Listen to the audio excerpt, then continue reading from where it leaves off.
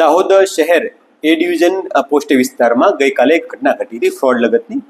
એ ઘટનાની હકીકત જોવા જઈએ તો એ પ્રકારની છે કે એક વ્યક્તિ છે એ બનાવના એક દિવસ પહેલા એટલે કે 15 તારીખે એક જ્વેલર્સને ત્યાં આવે છે અને એમની પાસેથી સોનું ખરીદવાની વાત કરે છે અને કહે છે કે મારે રથયાત્રામાં દાનમાં આપવાનું છે, તો મારા જે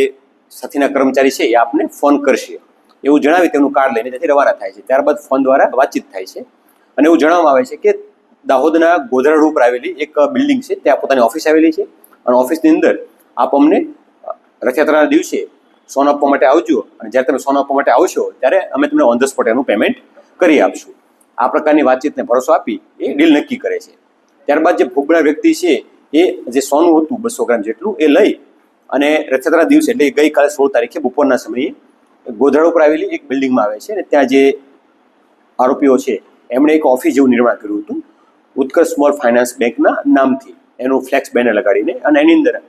આ 2-3 દિવસના ગાળામાં તે એ જગ્યા હતી એમણે રેન્ટ ઉપર લેવા માટેનું ગોઠવણ કરી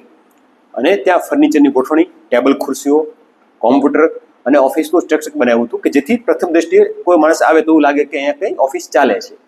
ઓફિસમાં ગયા બાદ વ્યક્તિએ જે સોનું હતું એ કીધું કે મને સોનું આપી દો, હું મારા અંદરના રૂમની અંદર જઈ લોકરમાં મૂકી અને જે પૈસા કે તમારું પેમેન્ટ છે લઈને આપી દો આપને. એટલે એ ઓફિસ અંદરથી તે એક અંદર બીજું બારણું હતું ત્યાંથી અંદર જાય છે અને ત્યારબાદ થોડી વાર પછી જે લોકર રૂમ કહેતો હતો કથિત લોકર રૂમ, એ કથિત લોકર રૂમનો એક અન્ય પણ દરવાજો હતો પાછળની બાજુ, તો એ દરવાજેથી માણસ નીકળી અને પોતે ફરાર થઈ જાય છે. આમ વ્યક્તિ છે એમને સોનું લઈ લે છે એમની પાસેથી, પરંતુ એમને પૈસા આપ્યા વગર ત્યાંથી રવાના થઈ જાય છે. જે અંગે પોલીસ જાણ થતાં પોલીસ દ્વારા ગુનો દાખલ કરવામાં આવ્યો છે અને આગળ તપાસ હાલમાં ચાલુમાં છે. આખો સેટઅપ ગોઠવવામાં આવ્યો, જેમાં સામાનની ખરીદી કરવામાં આવી, એક ઇન્ટરવ્યુ પણ ગોઠવવામાં, કઈ પ્રકારની એમાં વિગતવાર વાત કરીએ તો એ પ્રકારનું છે કે જે જગ્યા હતી ત્યાં વ્યક્તિ સાથે વાત કરેલી રથયાત્રાના એક દિવસ પહેલા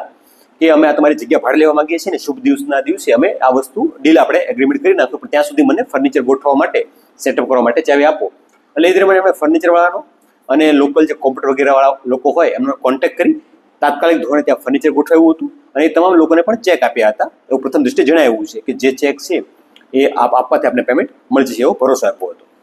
પોલીસની પ્રારંભિક તપાસમાં કેટલા આરોપી હોઈ શકે છે? પ્રથમ દ્રષ્ટિએ અમને 2 લોકો હોય એવું જણાવ્યું છે, પરંતુ એ સિવાય અન્ય લોકો પણ આમાં સામેલ હોઈ શકે છે કે રેકી કરવામાં, અન્ય જગ્યાએ પ્લાનિંગ કરવામાં, જગ્યાની પસંદગી કરવામાં, જ્વેલર્સ પસંદગી કરવામાં અને આ તમામ જે ઘટના હતી એને અંજામ આપવામાં અન્ય લોકો પણ આમાં જોડાયેલા હોઈ શકે છે.